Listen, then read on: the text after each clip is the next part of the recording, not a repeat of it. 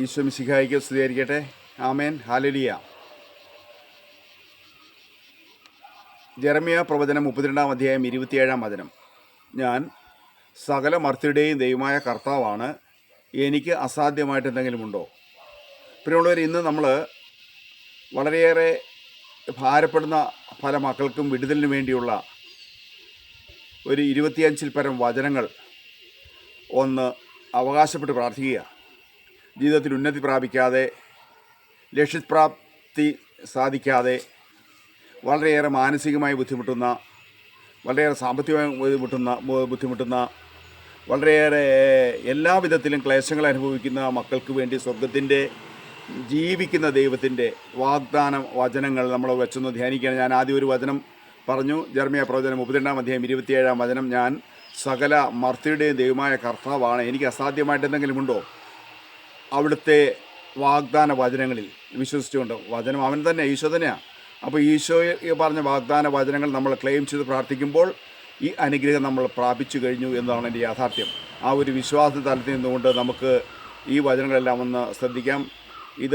ഇതിലൂടെ ഉന്നതി പ്രാപിക്കണമെന്ന് ആഗ്രഹിക്കുന്നവർ, അഭിഷേകം പ്രാപിക്കണമെന്ന് ആഗ്രഹിക്കുന്നവർ ഈ വചനം ഒന്ന് എഴുതിയെടുത്ത് വെച്ച്, എൻ്റെ ഈശോ ഈ വചനത്താൽ എന്നെ അനുഗ്രഹിച്ചതിനെ ഓർത്ത് ഞാൻ അങ്ങേക്ക് നന്ദി പറയുന്നു എന്ന് പറഞ്ഞ് പ്രാർത്ഥിക്കണം. വീണ്ടും ജെറമ്യ പ്രവചനം 33 അധ്യായം അതിൻ്റെ 3 വചനം. എന്നെ വിളിക്കുക, ഞാൻ നിനക്ക് മറുപടി നൽകും, നിൻ്റെ ബുദ്ധിക്ക് അതീതമായ മഹത്വം, നിഗൂഢമായ കാര്യങ്ങൾ ഞാൻ നിനക്ക് വെളിപ്പെടുത്തി തരും.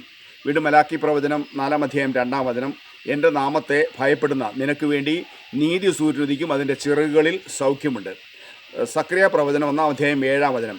എൻ്റെ നഗരങ്ങൾ വീണ്ടും ഐശ്വര്യപൂർണ്ണമാകും, കർത്താവ് വീണ്ടും സീയോനെ ആശ്വസിപ്പിക്കും, ജെറുസലേമിനെ വീണ്ടും തിരഞ്ഞെടുക്കും, സൈന്യങ്ങളുടെ കർത്താവ് അരുളിച്ചെയ്യുന്നു. സക്രിയ പ്രവചനം 2 അധ്യായം 5 വചനം.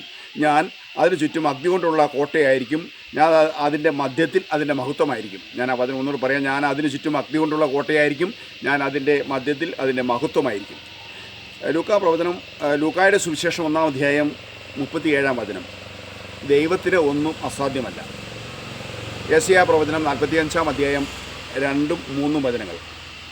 ഞാൻ നിനക്ക് മുമ്പേ പോയി മലകൾ നിരപ്പാക്കുകയും പിച്ചള വാതിലുകൾ തകർക്കുകയും ഇരുമ്പോടാമ്പൽ ഒടിക്കുകയും ചെയ്യും. നിന്നെ പേര് ചൊല്ലി വിളിക്കുന്ന ഇസ്രായേലിൻ്റെ ദൈവമായ കർത്താവ് ഞാനാണെന്ന് നീ അറിയേണ്ടതിന് അന്ധകാരത്തെ നിധികളും രഹസ്യ ധനശേഖരവും നിനക്ക് ഞാൻ നൽകും.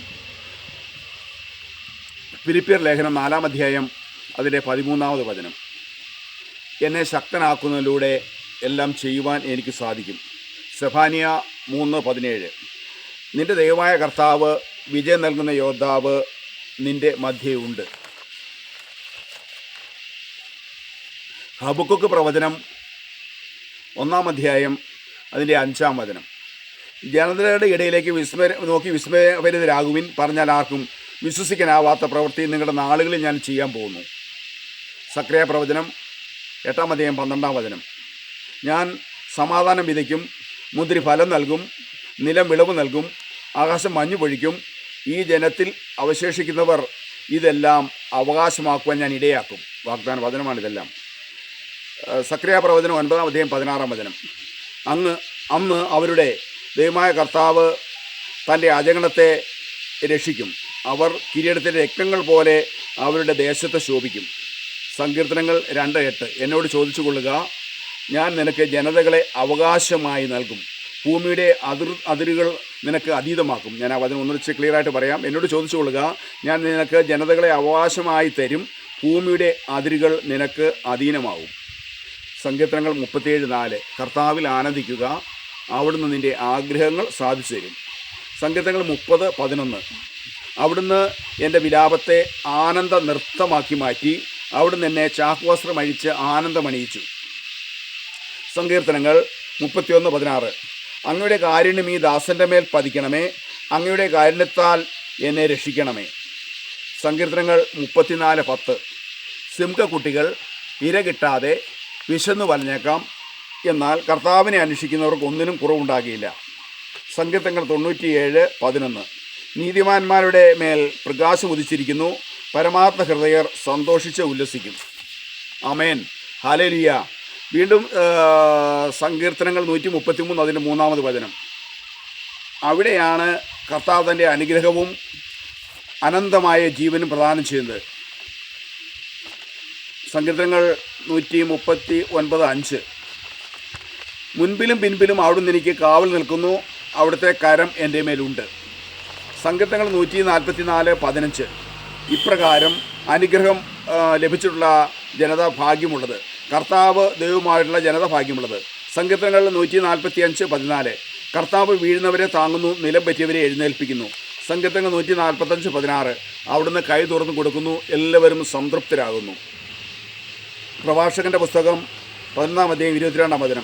കർത്താവിൻ്റെ അനുഗ്രഹമാണ് ദൈവഭക്തന് സമ്മാനം, അത് ക്ഷണനേരം കൊണ്ട് പൂവണിയുന്നു. പ്രഭാഷകൻ്റെ പുസ്തകം 17:29. കർത്താവ് തൻ്റെ അടുത്തേക്ക് തിരിയുന്നവരിലേക്ക് പ്രദർശിപ്പിക്കുന്ന കാരുണ്യം ക്ഷമയും അത്ര വിസ്മരണീയമാണ്.